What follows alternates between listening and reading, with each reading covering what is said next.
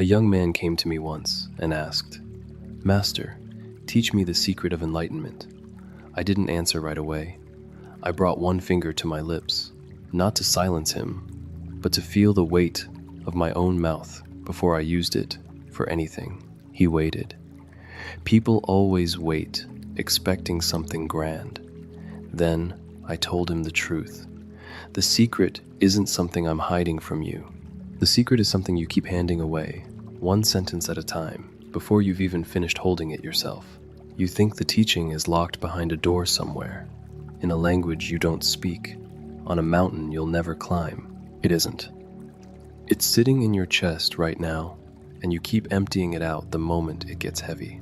Something matters to you, and within the hour you've already said it out loud to 3 people, and then you wonder, weeks later, why it never grew roots, why it just sat there and went quiet and died. There are 7 things the old texts say to keep. Not because they're shameful, because speech, too early, kills them before they've finished becoming what they were going to become. I'll tell you all 7, but telling you isn't the same as you living it. So listen the way you'd listen if I only had time to say this once. The first thing, your unfinished anger. A man came to the temple gate one evening, before he'd even taken off his shoes, and the anger came pouring out of him onto the stone floor between us. His brother had wronged him. His wife had wronged him. The whole world, apparently, existed for the sole purpose of wronging him. I let him finish, all of it, every detail, every grievance stacked on the last one. Then I asked him a single question. What does your brother's face look like right now, in your memory? He couldn't answer me. He'd been so busy reciting the anger that he'd stopped seeing the man who caused it. The face had already disappeared behind the story. This is what happens when you speak your anger before it's finished moving through you. You think you're releasing it. You're not releasing it. You're rehearsing it, out loud, with witnesses, until the story becomes more real to you than the moment that started it. Every retelling carves the groove a little deeper into you. The anger stops being something that happened to you and becomes a part you perform on cue, the same lines, the same gestures. Whenever someone gives you the opening, keep it for one day. Not forever, one day. Let it sit in your hands like a stone too hot to hold, and feel what it actually weighs before you pass it to someone else to carry for you. Most of what we call venting is asking another person to feel our fire so we don't have to sit with the burn ourselves. It's a kind of theft dressed up as honesty. A man who tells his anger to everyone has not processed it. He has only found 100 small rooms to store it in and called the storing healing. I've sat with monks who could go silent for 3 days after an insult, not out of pride, not to punish anyone, but because they wanted to meet the actual feeling underneath the insult before they let language flatten it into a story with a villain in it. By the 3rd day, most of what looked like anger had turned into something smaller and more honest. Sometimes grief. Sometimes plain fear, wearing anger's coat because the coat was warmer to wear in public. The second thing, the plan that hasn't taken shape. I want to ask you something. The last time you had an idea that actually mattered to you, how many hours passed before you told someone about it? An hour, less. There's a reason the old monks never announced their vows before the ceremony. It isn't tradition for tradition's sake. There's something almost mechanical in it. Your mind doesn't fully separate the telling of a thing from the doing of it. You describe the plan, you watch the other person's face light up, you feel the small reward of being seen as someone with a plan, and some part of your brain quietly checks a box. Done. Except nothing is done. You've spent the only currency that was supposed to fund the actual work, and you spent it on a feeling instead, the feeling of having already arrived. This is not a moral failing. It's closer to a leak in the pipe. The pressure that was supposed to push the plan into the world gets released early, as approval, as a nod, as someone saying, "That sounds amazing." And amazing is exactly the word that kills it, because now you've already tasted the ending without doing any of the middle, the part with no audience, the part that's actually the work. Hold the plan the way you'd hold water, in cupped hands. walking across a room. Talk too soon, and you'll find your palms empty before you've gone 3 steps. Say nothing, and you might actually arrive somewhere, with something still in your hands when you get there.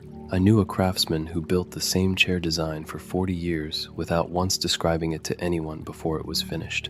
Not because he was secretive by nature, because he'd noticed, early on, that the chairs he talked about beforehand always came out worse, rushed, eager to match whatever he'd promised in words instead of what the wood actually wanted to become under his hands. The third thing, the pain you haven't finished understanding.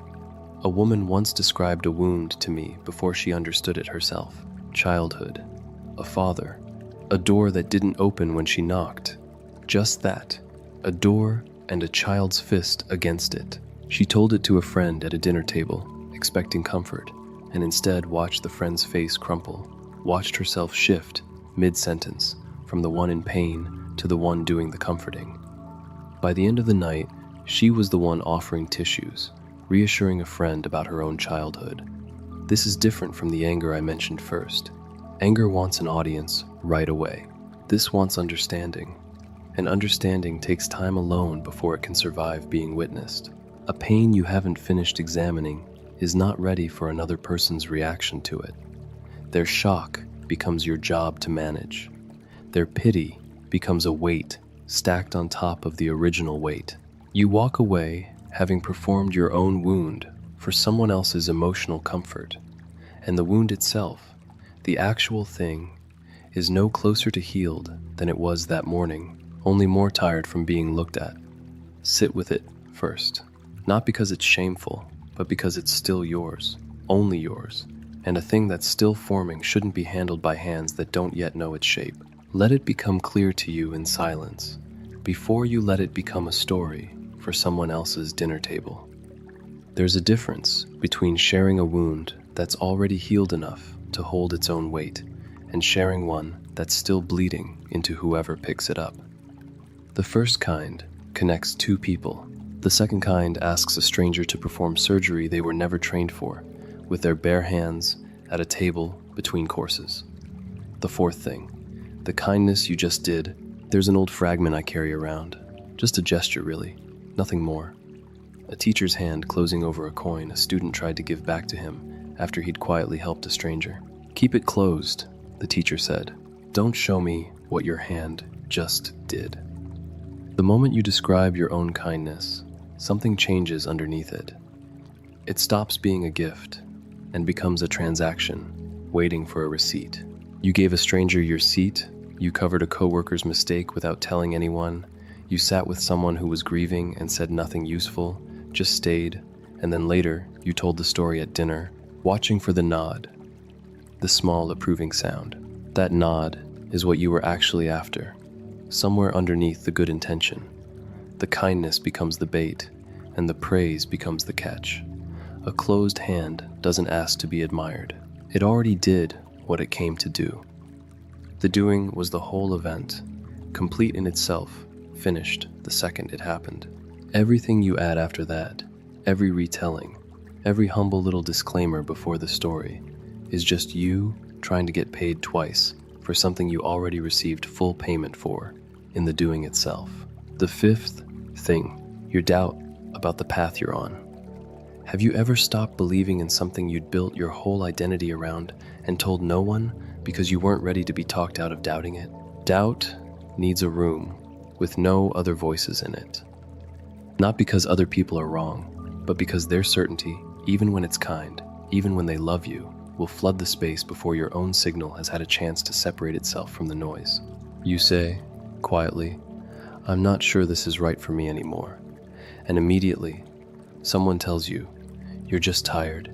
You're just scared. Give it more time." Maybe they're right, but you said it too early to find out for yourself. And now, their answer is living in the exact spot where your own answer was supposed to grow. Fear and intuition feel almost identical in the body. Same tight chest, same urge to run, same dry mouth. The only way to tell them apart is time spent alone with the feeling, turning it over slowly, watching which parts of it get louder under pressure and which parts get quieter. Speak the doubt too soon, hand it to a room full of opinions, and you'll never get that chance again. You'll just inherit theirs and call it your own conclusion. A monk who leaves the order doesn't usually announce it at dinner.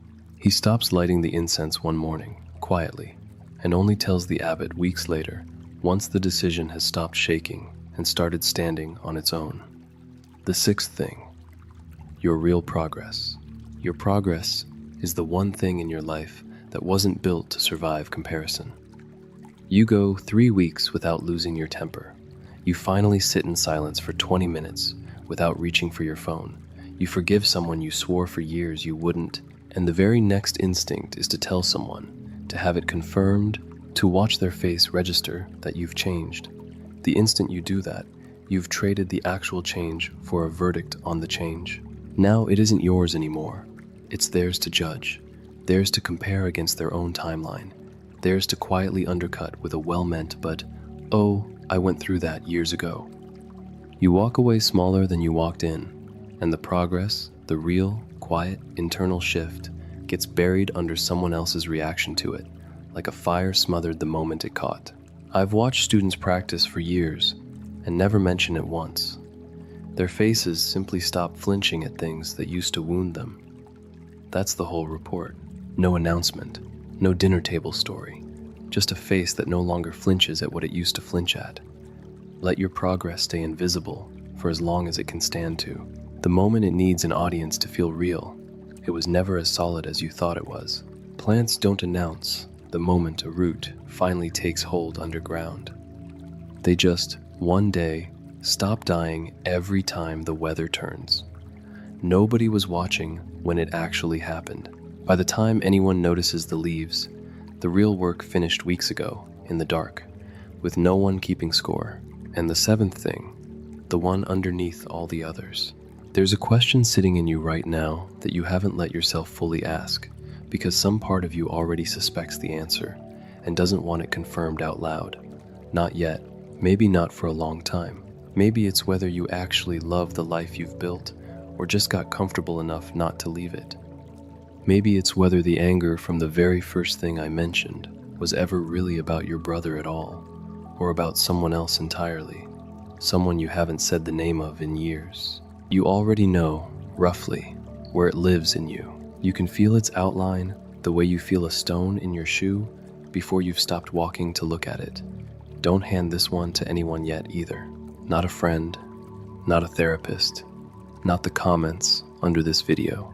Sit on the floor with it, the way that man should have sat with his anger before he reached the temple gate.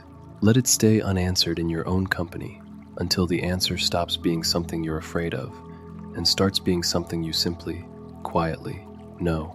I lifted one finger to my lips that day in front of that young man, and he thought I was protecting something old, some secret of the order, something written down somewhere he wasn't allowed to read. I wasn't protecting anything that belonged to anyone else. I was just showing him where the door is. What you do with it, whether you open your mouth too early the way you always have, or whether you let something sit for once until it's ready, that part was never mine to decide for you. So I'll ask you what I didn't ask him. What are you about to say out loud, right now, today, that hasn't finished happening yet?